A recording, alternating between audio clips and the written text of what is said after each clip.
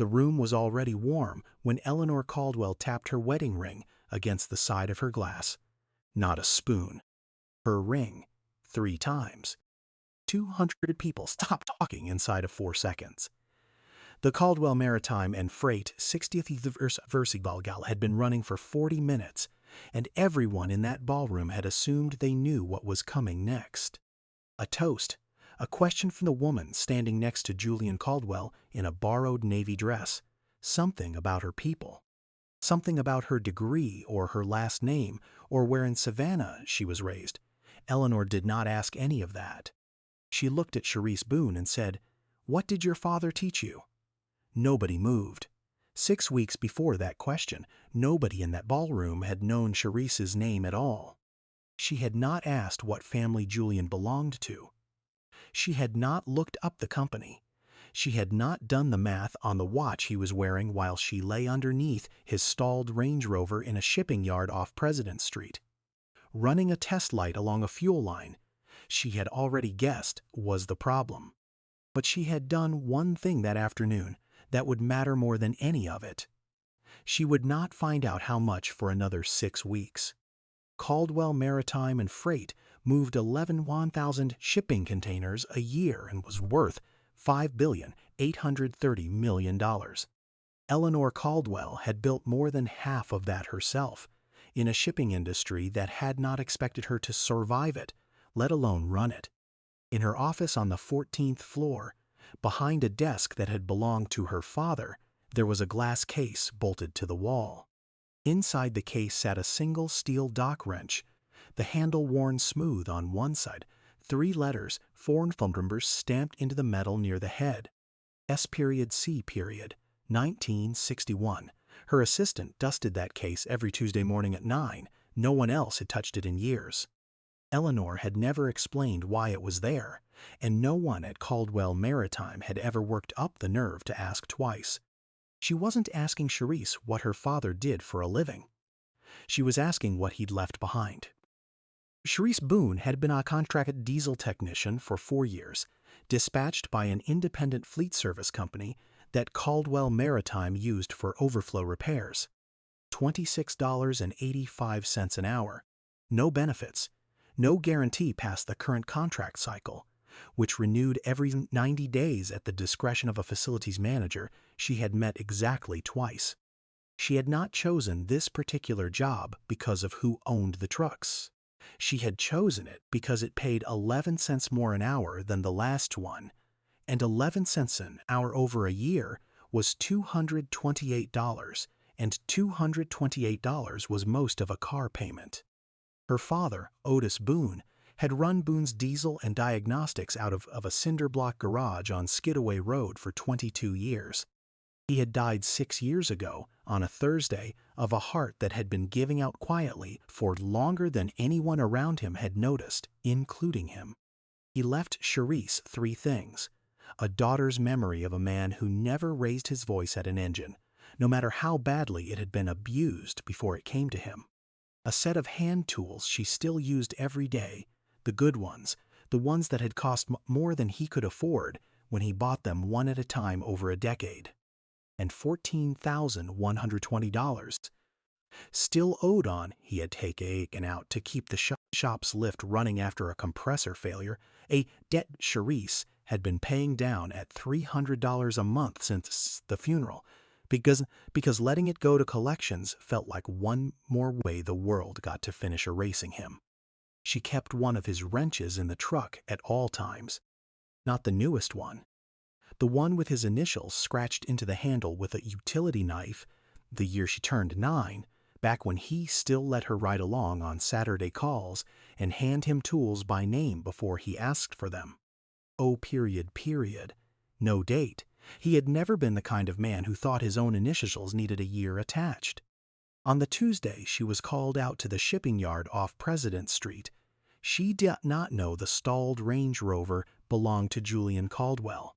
She did not know the company logo stenciled on 300 freight trailers behind her belonged to the family whose name would in 6 weeks be printed on a wedding invitation with hers on it. She diagnosed a failed fuel pump relay in 11 minutes, replaced it from stock in her truck, and refused the $60 tip the man inside tried to hand her through the window. "It's on the invoice," she said. 6 words. She did not explain further. She never did. She did not ask his last name. He did not offer it. She was thinking about the $14,120 and whether the check from this job would clear before the loan payment was due on the 9th, and whether Nova, her 7-year-old daughter, still needed new sneakers, or whether the ones from September had another month left in them. She was not thinking about Eleanor Caldwell, or a glass case on the 14th floor, or a question that would eventually be asked in front of 200 people, wearing better shoes than she owned. But she would think about all of it soon enough.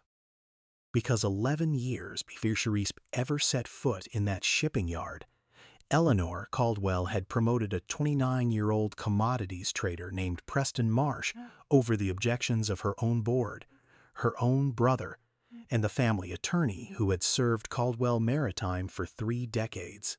Marsh had grown up in public housing outside Brunswick, Georgia, put himself through 2 years of community college studying logistics before the money ran out, and talked his way into an entry-level shipping desk job through sheer persistence and a memory for freight lanes that impressed everyone who worked with him. Eleanor had seen something in him she recognized. Her own father had started on the Savannah docks with nothing but a strong back and a habit of checking twice, and Silas Caldwell had built an empire out of people, underestimating exactly that kind of man. Eleanor gave Preston Marsh discretionary authority over a portion of the company's freight futures, hedging in her 3rd year as chief executive. For 3 years, he performed well. In his 4th year, an internal audit, one Eleanor herself had ordered on instinct, without a specific person she could name at the time, found that Marsh had been siphoning company funds through 3 shell trading accounts registered to a cousin's address in Valdosta. $2,300,000 moved out over 4 years, laundered through freight insurance claims that looked routine unless you knew exactly where to check. 11 years later, Eleanor Caldwell had never once told anyone that the audit had been her idea, or that some part of her had known something was wrong for 8 months before she ordered it, and had waited anyway, because she had not wanted to become the kind of person who doubted a man for where he came from. Preston Marsh had been exactly the kind of person her father would have hired. That was the part nobody in that boardroom wanted to remember, and the part Eleanor had never once been able to forget. She had not stopped believing in her father's rule. She had only gotten better at holding the rule and the wound at the same time, which was a harder thing than anyone who had never done it understood. Silas Caldwell had walked onto the Savannah docks in 1961 with a 9th-grade education and a wrench he'd bought secondhand for $4. He checked cargo netting twice before every load, a habit the other dockhands mocked for exactly 1 season, until a netting failure on a neighboring crew put 2 men in the hospital, and Silas Caldwell's section had never lost so much as a crate. 5 years later, in 1966, he borrowed enough to buy 1 flatbed truck and started hauling freight himself between Savannah and Jacksonville. Caldwell Maritime and Freight, 60 years later, moved container ships. Eleanor had grown up hearing her father say the same sick words about every man he hired onto the docks. Judge what he was taught, not what he was given. She had built a company on it. She had also once gotten it catastrophically wrong, and she had spent 11 years since then refusing to let one wrong answer erase the rule itself. Nobody at that gala knew any of this yet, least of all Charisse, who was, at that exact moment, 6 weeks earlier, sitting in her truck in a shipping yard parking lot, doing math on a napkin from a gas station, trying to figure out whether the $14,120 would be paid off before Nova started 3rd grade or before she started 4th. It would end up being neither. It would end up being sooner, but nobody involved knew that yet either. There was one more thing Otis Boone left Charisse. though it wasn't the kind of thing you could put a dollar figure on, and she'd never once tried. He used to say a person only really learns a trade from someone who lets them fail small before the stakes get big. He let her strip a bolt on a customer's transmission pan when she was 11, watch her do it, and made her call the parts store self to order the replacement with her own allowance money. She never stripped another one. That was the whole lesson. He never explained it out loud. He didn't have to. Julian Caldwell called the fleet service dispatcher 4 days later and asked by name for the technician who had fixed his relay in 11 minutes. He wanted to thank her properly. Charisse told him there was nothing to thank her, for it was the job, and hung up before he could argue. He called back the next week anyway, this time about a real problem, a fault code on a company pickup that 3 other technicians had already misdiagnosed twice. She fixed it in 19 minutes and let him buy her coffee afterward, mostly because Nova's daycare was 2 blocks from the diner and she needed the 10 minutes anyway. Neither of them told anyone at Caldwell Maritime for the first month, not because it was shameful, because Charisse had learned the hard way that once people at a company found out you were seeing someone above you, every good thing you did afterward got a discount attached to it. She wanted her diagnostic reports read on their own merits for as long as that was still possible. It stopped being possible on a Wednesday in the 5th week for reasons that had nothing to do with Julian at all. Charisse had been flagging a recurring brake issue on 3 separate Caldwell Maritime trucks over 11 days.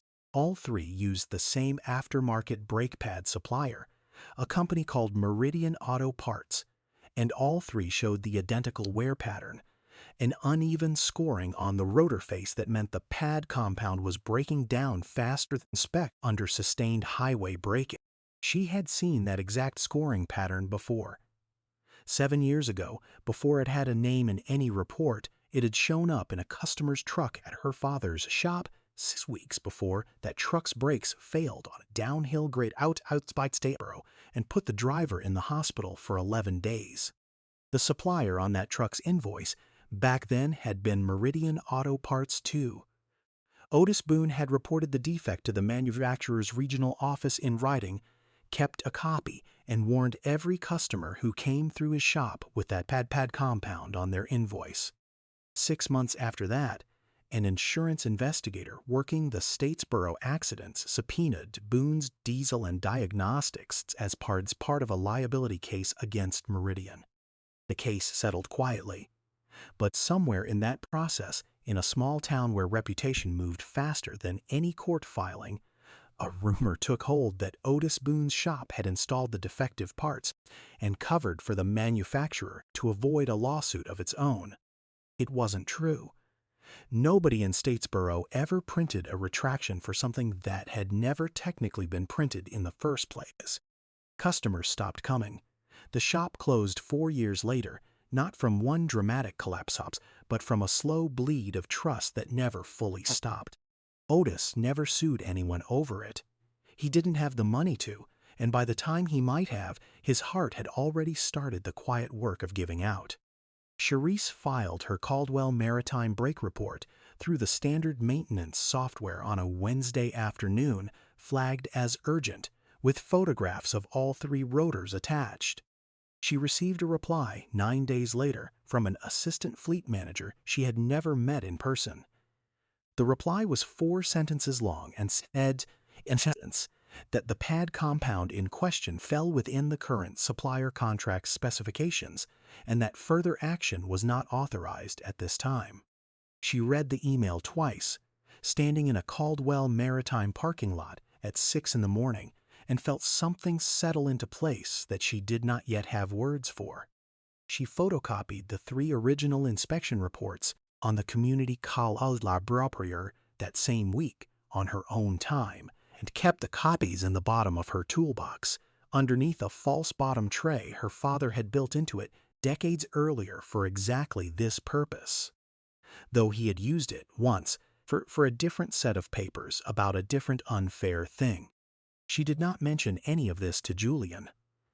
It felt at the time like a photograph of life, the life where she fixed trucks and got ignored, running alongside the new one, where a man who owned half the trucks brought her coffee and asked about her day like the answer actually mattered to him. 3 floors above the fleet maintenance office, in a wing of the building Charisse had never once had a reason to enter, Todd first sat across from Caldwell Maritime's chief financial officer reviewing supplier renewals ahead of the 60th anniversary board meeting.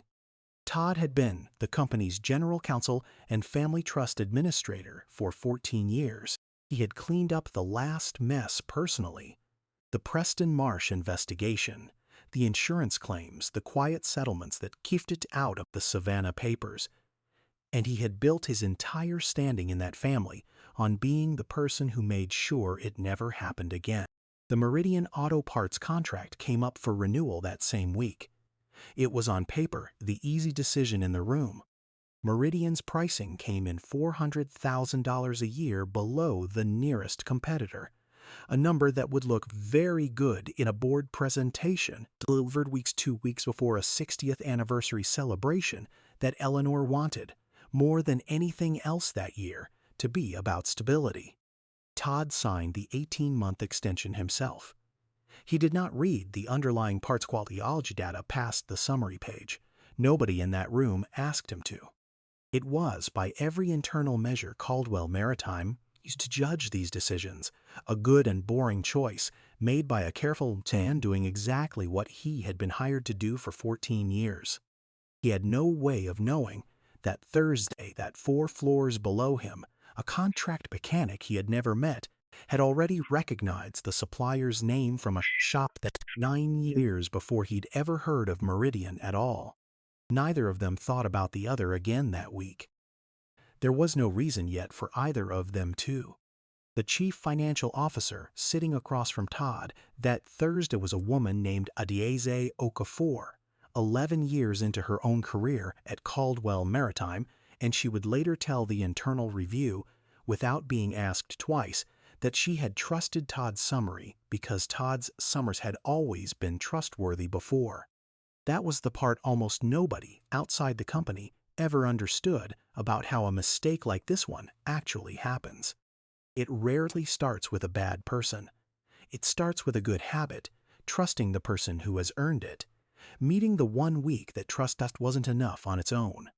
The assistant fleet manager, who had answered Rissis's 3 reports, a man named Curtis Vance, was not being lazy or careless in any way he would have recognized in himself either. He answered 40 tickets a week. Meridian's paperwork said the compound met specification. He had no reason, looking at a spreadsheet from a desk 3 buildings away from the actual trucks, to imagine a rotor scored the way Charisse had photographed it, or a driver on a downhill grade outside Statesboro 9 years before he'd ever taken the job. Tell me something. If you found out a report you filed in writing with photographs about a real safety problem, had been read by someone and aside in 9 days because it wasn't convenient, would you file it again anyway? Charisse did. Twice more over the following month, each time with more documentation than the last. Nobody asked her to keep going. Nobody but her would ever have known if she'd stopped. Julian invited her to a family dinner in the 7th week, the small kind, not the gala kind. 4 sleigh settings in the dining room of the house on Bull Street, where Eleanor Caldwell had lived since before Julian was born. Charisse wore the one dress she owned that felt like it belonged in that house, and hated that she'd had to think about it at all. Eleanor did not ask about her family that night. She asked about her work, specifically, the way a person asks who already respects the answer before hearing it. What kind of engines? How long the certification took? Whether she'd ever grown a marine diesel, because Caldwell Maritime ran 40 of them, and the fleet manager was retiring in the spring. Charisse answered plainly, the way her father had taught her to answer anyone who asked her a real question. 6-cylinder, mostly. 2 years for the certification, on top of the 2 she'd already done for the automotive one. No, never marine. But the principles didn't change much, just the environment. Near the end of the evening, Julian went to pull his car around from the side lot. Charisse, without being asked, without anyone in that dining room watching her do it, walked out after him, knelt beside the front wheel well in her good dress, and rechecked the torque on a caliper bolt she had noticed was making a faint sound she didn't like on the drive over. She tightened it 4 degrees. She did not mention it to Julian. She stood up, brushed off her knees, and got back in the car like nothing had happened. Eleanor had watched the whole thing from the kitchen window. She did not go outside. She did not say anything about it at dinner or in the days that followed. She stood at that window for what felt to her like a very long time, though her assistant would later place it, from the security log timestamp, at just under 4 minutes. Her father used to check the cargo netting on the docks the same way. Nobody asked him to either after the first year. He just did it quietly, before every shift, the way you do a thing you can't fully explain wanting to stop doing, because stopping would mean deciding somewhere along the way that it no longer mattered whether things held. Eleanor did not tell anyone in her family what she'd seen from that window. She told her assistant the following Monday to pull together a full background file on Charisse Boone. Not through Todd's office. Through her own, quietly, the way she had learned to gather information when she wanted the answer before anyone else had a chance to shape it for her. Todd Ferris had already started one of his own, 3 days earlier at Julian's mother's request, a request Eleanor had made in passing.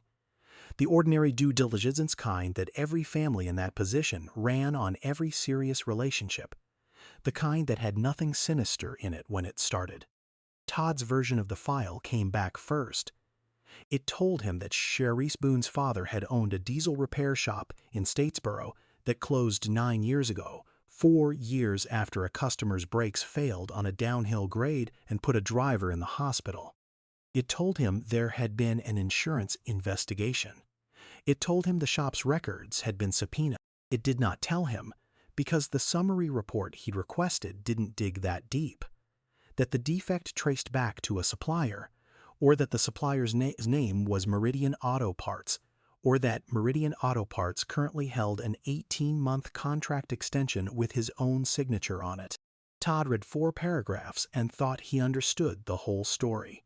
A repair shop with a safety failure in its history. A family that had lost everything because of it. A daughter now engaged to the heir of a company worth billions. Arriving with exactly the kind of background a careful trust administrator got paid to flag before a wedding, not after one. He did not think of it as cruelty. He thought of it as the job.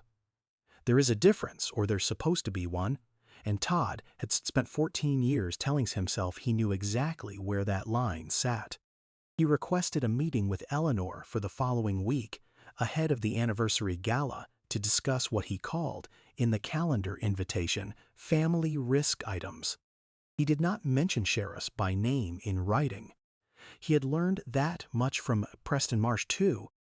Never leave the accusation since somewhere it could quote Bagdudiator, in a room where the accusation turned out to be wrong. He had no idea, sending that invitation, that 4 floors below his office, a woman he had never spoken to was sitting in her truck during a lunch break, looking at a 4th ignored maintenance report on her phone, wondering whether to file it a 3rd time or start keeping a list of names of the people who kept saying no. Eleanor's assistant, a woman named Priscilla Odom, who had worked the 14th floor for 16 years and had learned, in that time, exactly which of Eleanor's requests were routine and which ones meant something was shifting underneath the surface, noticed the difference immediately.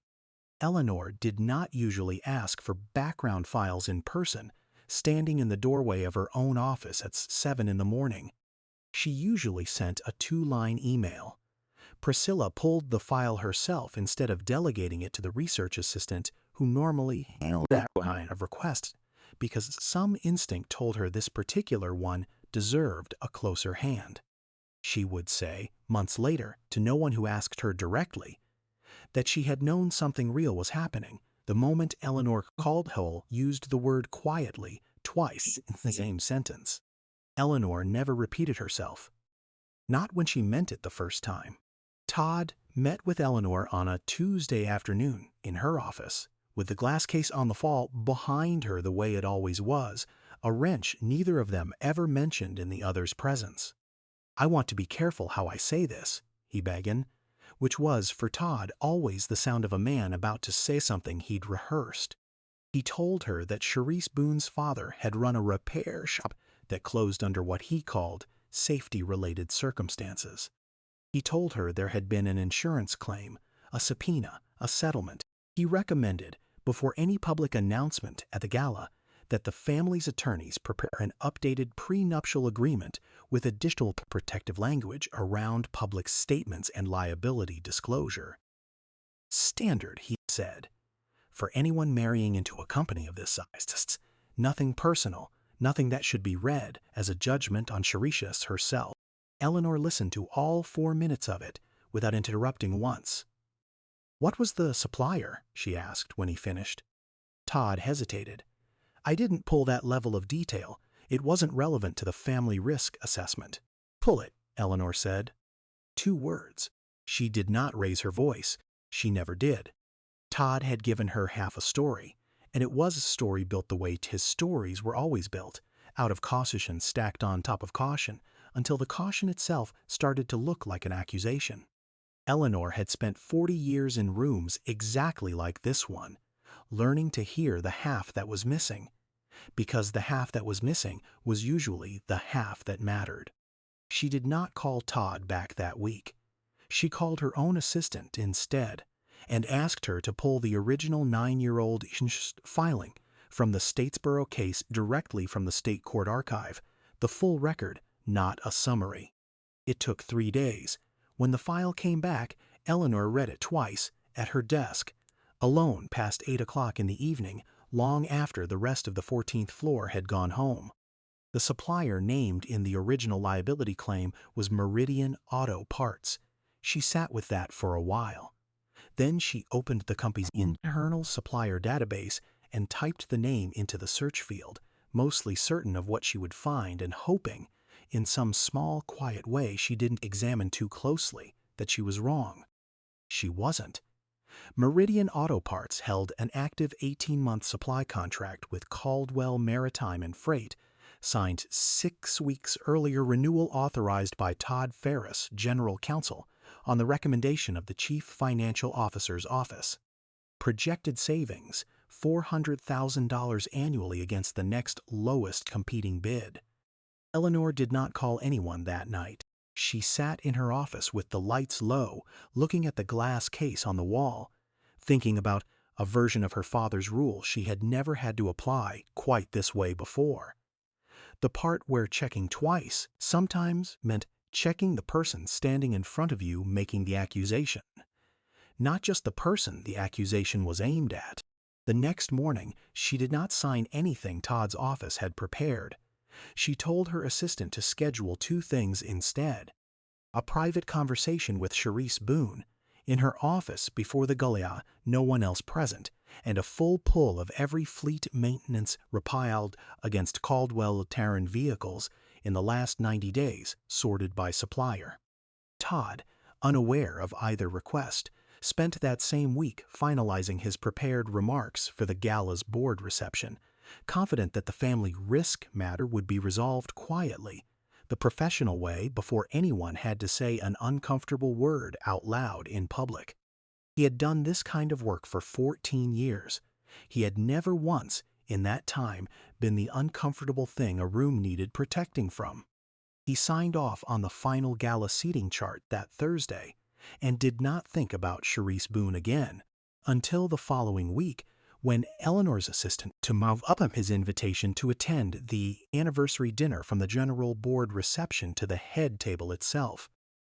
A change he read correctly as a sign of trust, and read incorrectly as confirmation that his recommendation had been accepted. Priscilla brought the court archive file to Eleanor's office herself, rather than sending it through the internal mail cart. because by then she had learned to read the shape of what Eleanor was building before Eleanor said a word about it. She set the folder on the desk, said nothing, and left without being asked to. Eleanor read slower than she normally did. 9 years of legal language, most of it routine, until page 14, where an expert witness for the insurance carrier had written 4 paragraphs about brake pad compound degradation under sustained thermal load, using language that could have been lifted, almost word for word, from the 3 photocopied reports sitting in the bottom of a tall box 4 floors below her, reports she didn't seen yet and wouldn't for another 11 days. An industry trade newsletter Eleanor subscribed to had run a piece that sprung about the growing share of commercial fleet safety, recalls tied to cost-competitive aftermarket parts, the kind of article she had skimmed once at the time and not thought much about. It read very differently at 9 o'clock at night, with her father's company's name sitting 3 lines above a supplier she now recognized. She thought, sitting there, about how rarely the failures that actually hurt people announced themselves with any drama at all.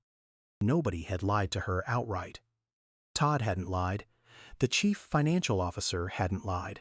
A spreadsheet had said a number was good, and a good number had traveled up through 4 hands, each one reasonably trusting the hand before it until it landed on her desk looking exactly like what it wasn't.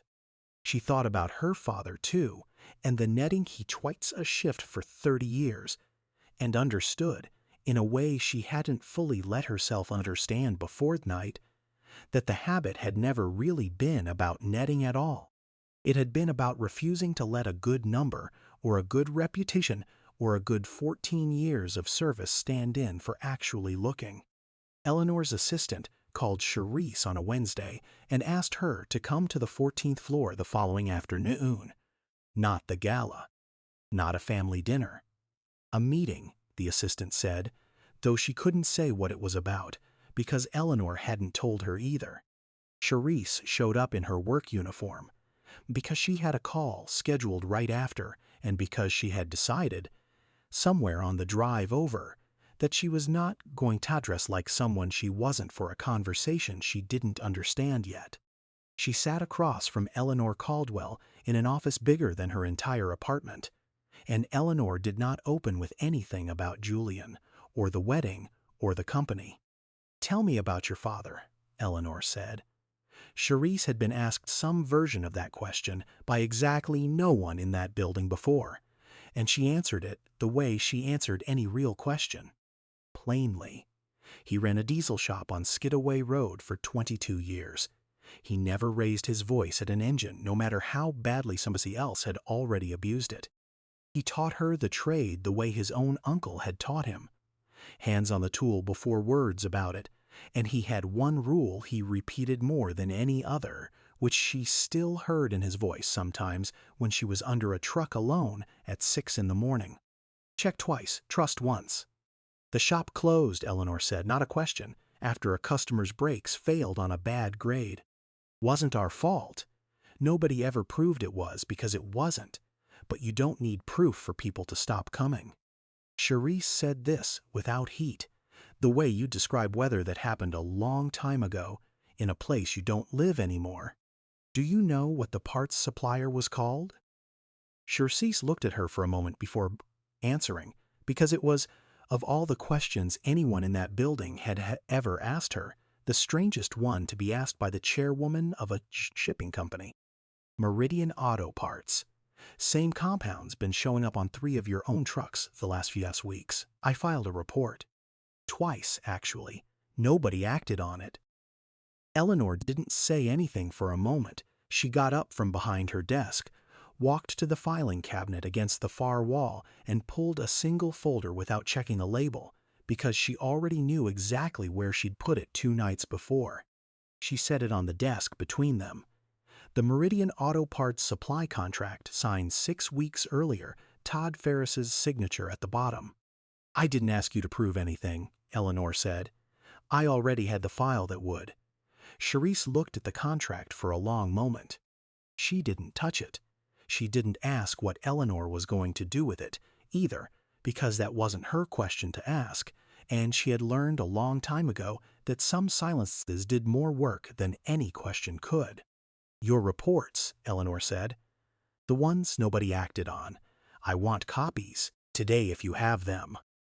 Shreese reached into her bag, pulled out 3 photocopied inspection sheets folded into thirds, the ones that had been living in the false bottom of her toolbox since the week she filed the first one, and set them on the desk next to the contract. Eleanor looked at the 2 stacks of paper sitting side by side. The contract that had saved the company $400,000 a year, and the reports that had been ignored to make something sitting and felt something settle into place that had been circling for 6 weeks without a name. "There's a gala in 11 days, Eleanor said. "I intend to make a decision before it, not after it. I'd like you to be there when I do." She didn't explain further. Shreese didn't ask her to. What neither of them said out loud, in that room, was the part that mattered most. The part that had actually started this whole chain of events 3 weeks earlier, in a kitchen doorway, with an engine that wasn't even broken. Eleanor had not called this meeting because of a supply contract. She had called it because of 4 minutes at a window, watching a woman in a good dress kneel down in gravel to check a bolt. Nobody had asked her to check, doing the thing her own father used to do for the same reason he used to do it, whether anyone was watching or not. She would never tell Shreese that part. Some things a person just recognizes in another person, and recognizing it is the whole transaction. Nothing more needs to be said about it, and saying it out loud usually makes it smaller, not bigger. Eleanor called her assistant back in before Shreese had even left the building and asked her to pull every fleet maintenance report filed against Meridian supplied parts across the last calendar year, not just the last 90 days. There were 9 of them, all flagged urgent, all answered the same way by the same assistant fleet manager, in language close enough to identical that it read, once you lined all 9 replies up next to each other, like a form letter nobody had bothered to update. She did not call Todd, not yet. She wanted the full picture before she gave anyone the chance to start shaping it for her again. Julian found out that evening, not from Eleanor and not from Shreese, but from Priscilla, who mentioned in passing that his mother had spent the afternoon in a closed-door meeting and had asked for the Meridian contract file twice that week. He drove to Shreese's apartment without calling first, something he almost never did, and found her at the kitchen table with Nova doing homework across from her, a stack of ungraded worksheets and 1 photocopied inspection report sitting side by side like they belonged to the same category of paperwork. "You could have told me," he said, not angry, something closer to unsettled by how calmly she'd been carrying it. "Told you what?" Shreese said. "That I filed a report at my job? I file reports every week." She wasn't being difficult. She meant it. It had not occurred to her until she watched his face that this had ever been anything other than ordinary work to her. Julian sat down across from her, next to Nova, who kept working on a long division problem without looking up, entirely unbothered by grown-up tension she had learned, at 7 going on 8, not to take personally unless someone told her to.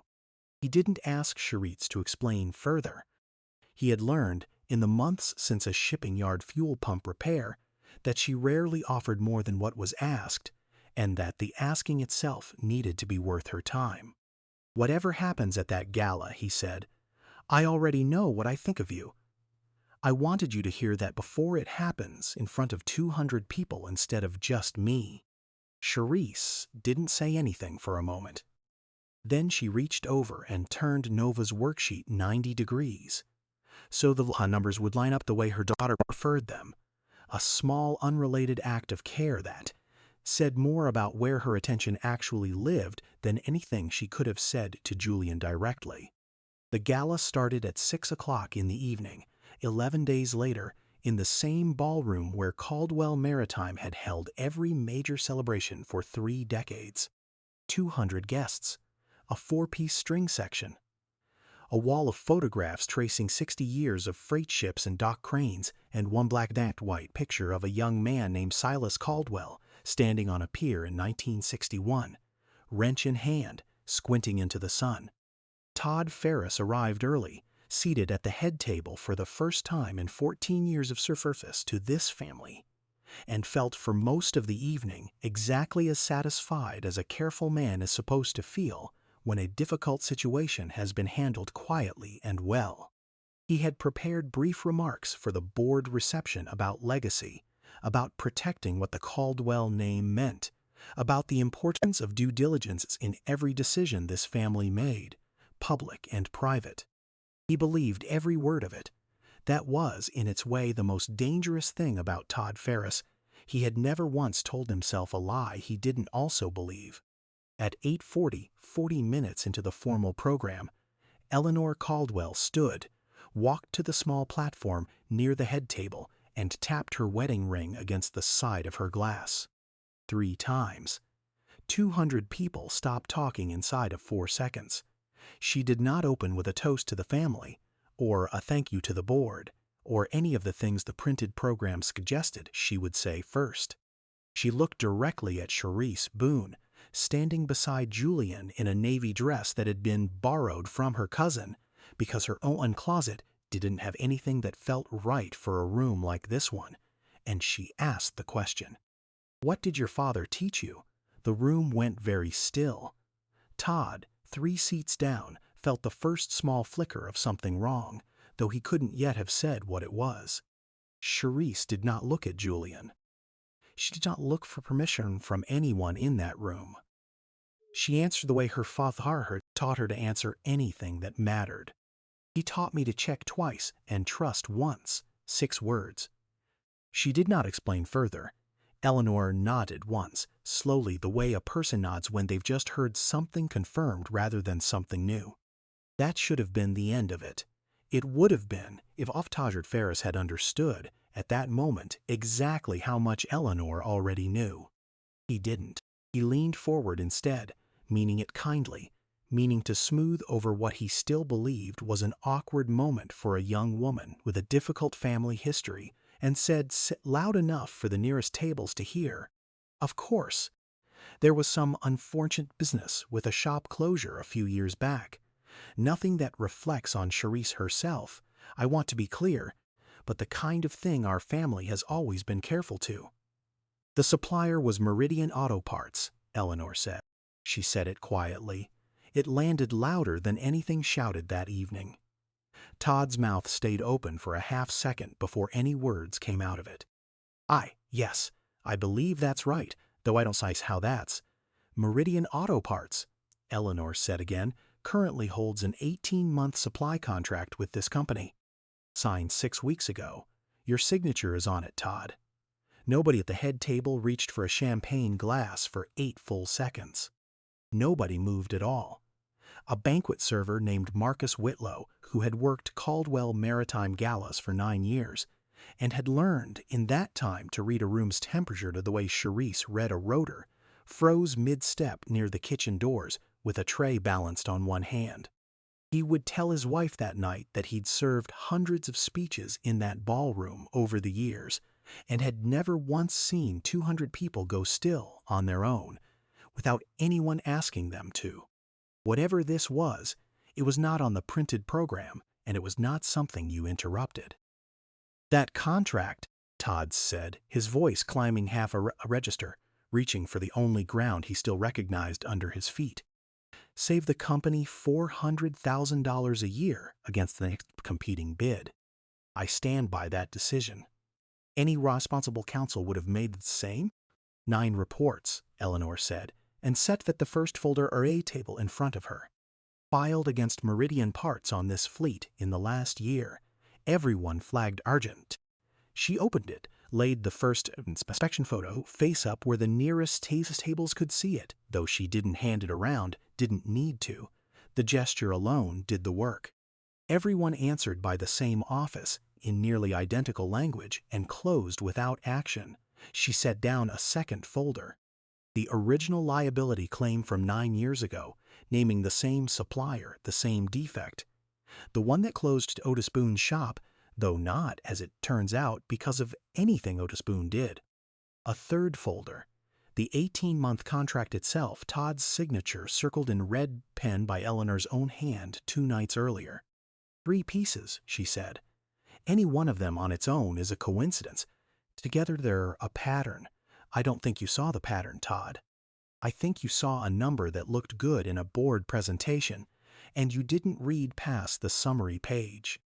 That's not malice, it's carelessness. But it's the kind of carelessness that put a driver in a hospital 9 years ago, and it very nearly did it again. Todd looked around the table for support and found 200 people who had gone almost entirely still. The kind of stillness that happens when a room has decided, together and without a word passing between them, exactly what it has just witnessed. I was protecting this family, he said. His voice had dropped now, quieter, defending ground that had already given way beneath him. 14 years I have protected this family from exactly this kind of exposure. You protected the family from Charisse Boone, Eleanor said, who has never cost this company $1.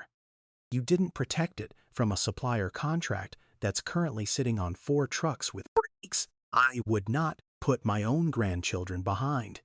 I'd like the board to understand which risk was actually sitting in this room tonight. Todd did not apologize. He straightened his jacket instead and said, in the same careful voice he had used his entire career, I stand by the financial logic of that decision. I would make the same recommendation again, given the same information. Nobody at the table answered him. Nobody needed to. The silence that followed said more than any response could have, and Todd sat inside it for the rest of the evening, in a chair he had occupied for the first time that night and would not occupy again. Charisse stood next to Julian and said nothing further. She had already said everything she needed to say, 6 words, hours earlier, and the rest of the evening belonged to other people's reckoning, not hers. If you'd been sitting at that table, if you'd watched someone spend 14 years building a reputation on protecting a family, and then watched that same reputation collapse in under 90 seconds because he'd been careful about the wrong things, would you have felt sorry for him? Or would you have thought about every report that gets filed and ignored, every warning that gets read and set aside, and wondered how many Todds are sitting in rooms like that one right now, being careful about the wrong things and calling it diligence? The board asked Todd Ferris to resign 11 weeks later, following an internal review that confirmed everything Eleanor had laid on the table that night, plus one detail nobody had known yet, that Meridian Auto Parts had been under a quiet federal social safety inquiry of its own for 6 months. One Todd Sophisis would have found Akinarifaridiaidiwan had included the appendix. He did not contest the board's decision. He issued a 2-sentence statement thanking the family for 14 years of trust, and left the 14th floor on a Friday afternoon, carrying 1 box through a lobby that had gone very quiet by the time he reached the door. Nobody at Caldwell Time brought his name up in meetings after that, not out of cruelty.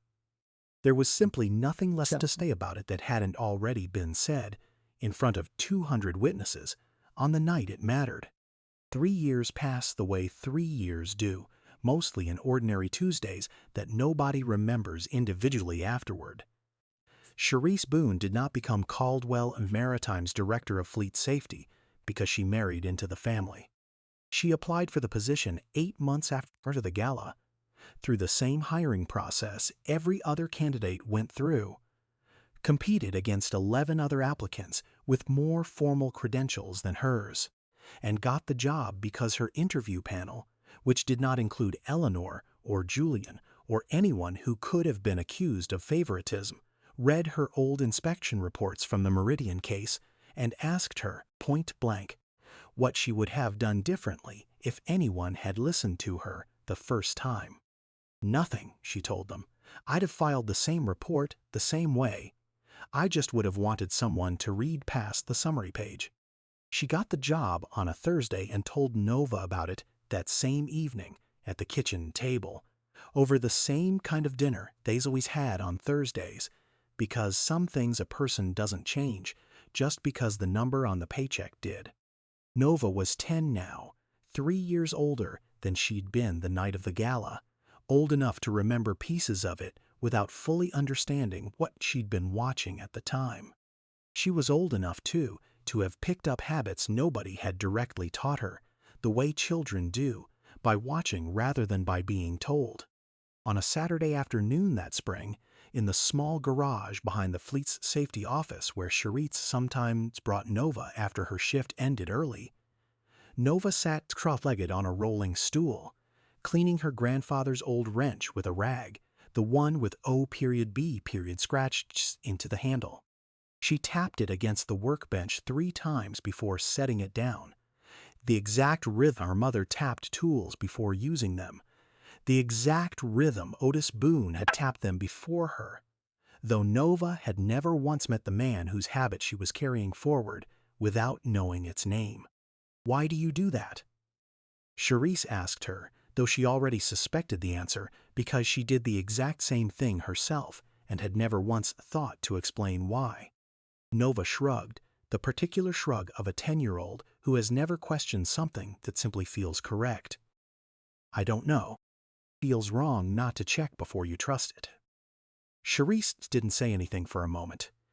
She had heard those words almost exactly from her own father, a man Nova had never had the chance to meet, spoken back to her now by a child who had absorbed them anyway, the way certain things pass down a family line without ever once being formally taught. Eleanor Caldwell, 71 now, and no longer in the office every day, still personally reviewed the applicant list for the Samtalsklassgebarschrift each spring, a habit her own board had learned not to try to hand off to anyone else. She had aged the way people age when they've spent a life being careful about the right things. A little slower on the stairs, a little quicker to sit by a window in the afternoon, but with the same eyes that had watched a young woman check a caliper bolt in a gravel driveway 4 years earlier and known, before anyone said a single word about it, exactly what kind of persons she was looking at. Nobody at Caldwell Maritime called the Meridian matter a scandal anymore, when it came up at all, which was rarely. It had become, instead, something closer to a story people told new hires during their first week, the way companies tell stories about the moments that ended up mattering more than anyone expected them to at the time. A contract mechanic who kept filing the same report even after nobody listened. A chairwoman who asked one strange question at a party instead of the question everyone expected. A careful man who was careful about the wrong thing and never once to the end admitted it. Julian and Charisse had married the spring after the gala, small serum, 40 guests, in the backyard of the house on Bull Street. Under a tree, Silas Caldwell had planted himself the year the company moved its headquarters there. Eleanor gave one toast, 4 sentences long, and did not mention Todd Ferris or Meridian or anything from that night at all. She talked instead about her father checking netting on the docks and about a woman who checked a caliper bolt in a gravel driveway without being asked, and said that in her experience, those were the same kind of person wearing 2 different uniforms, 40 years apart.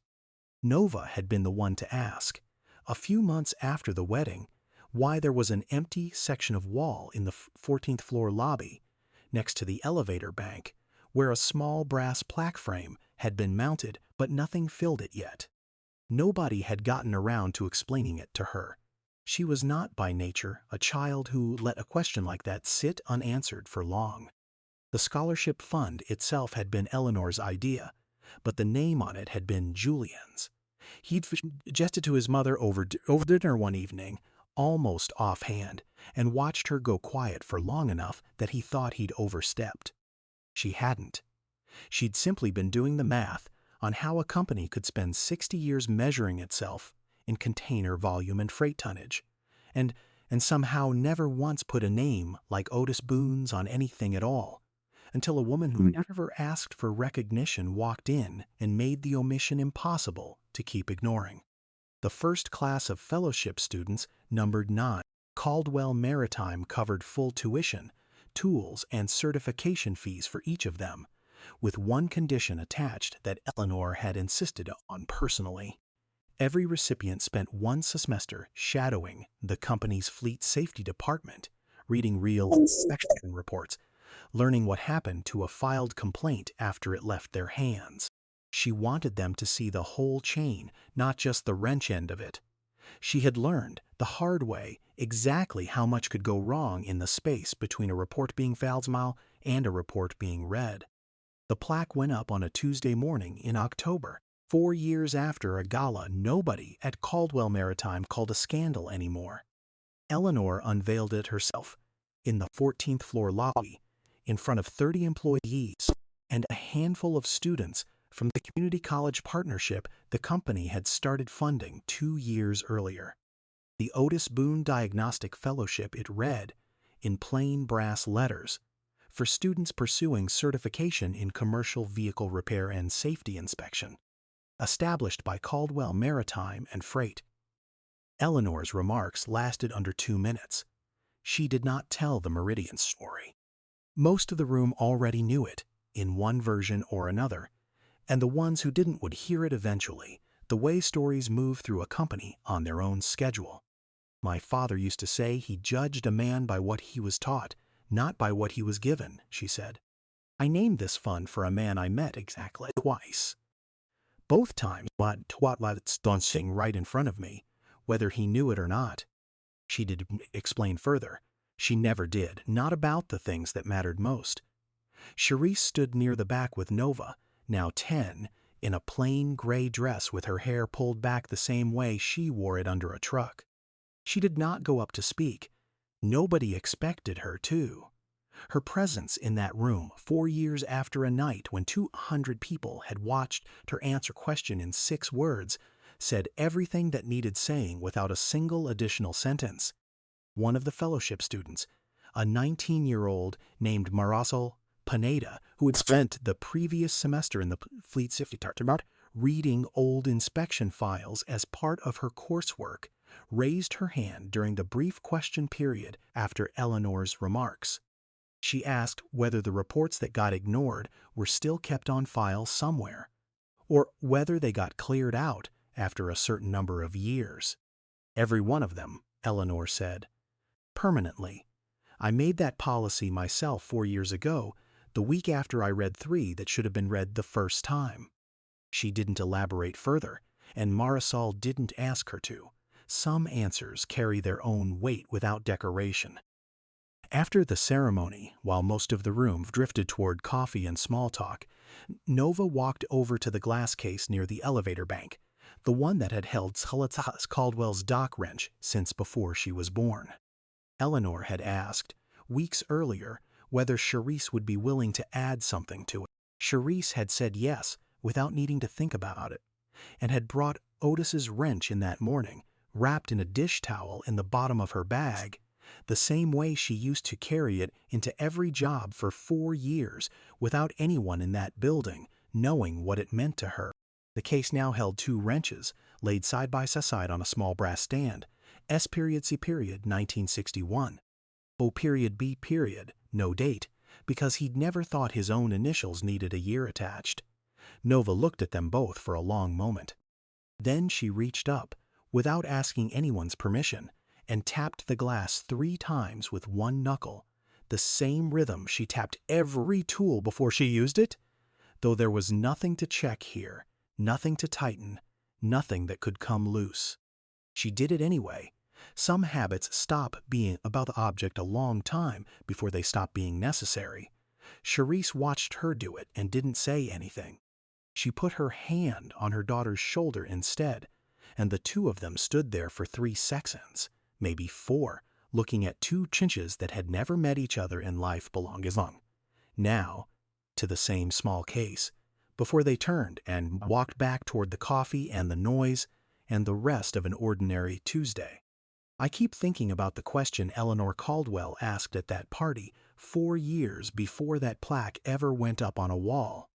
Not because it was clever, Plenty of clever questions get asked in rooms like that one, and nobody remembers them a week later.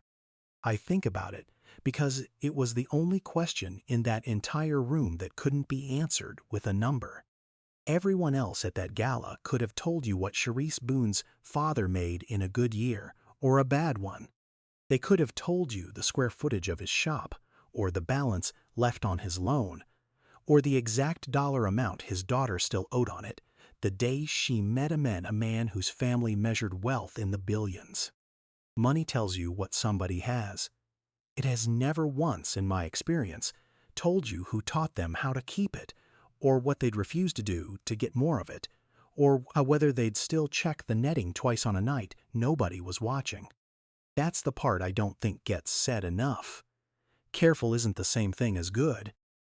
Todd Ferris was careful for 14 years fairs, and it still wasn't enough, because he was careful about protecting a name instead of careful about the people standing underneath it. Charisse Boone wasn't careful about protecting anything. She just kept filing this report 3 times for no reason except that it was true, and that turned out to be the only kind of careful that actually held. If you were sitting at that table the night Eleanor asked her question, if you a woman answer in 6 words instead of explaining herself for 6 minutes, what do you think you would have said if it had been you standing there instead of her? Not what you'd want to have said. What you actually think would have come out in that room, in that dress, with everyone waiting. I'd genuinely like to know. Leave it below if you're willing. If this one landed with you, send it to somebody who was taught something once by a person nobody else in the room ever properly credited for it. They'll know exactly what you mean. If stories like this one matter to you, subscribe. See you in the next one. This story is a work of fiction. The characters, names, and events are imagined, but the experiences they reflect. The dignity it takes to keep doing a job well when nobody's checking your work. The particular exhaustion of being underestimated before anyone's even met you. The way a family's carefulness can protect the wrong for years without anyone meaning it to. Those are real. Thank you for watching.